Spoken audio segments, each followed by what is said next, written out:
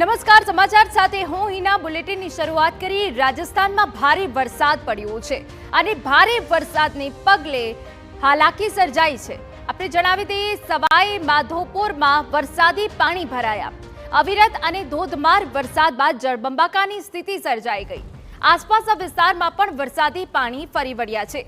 સવાઈ માધોપુરમાં ચારે તરફ ઘૂંટણસમાં પાણી ભરાઈ ગયા છે. રેલવે ટ્રેક, રસ્તા, ખેતર જળબંબાકાર થતા હાલાકી સર્જાઈ છે. જળભરાવના કારણે લોકોનું બહાર નીકળવું મુશ્કેલ થઈ ગયું છે.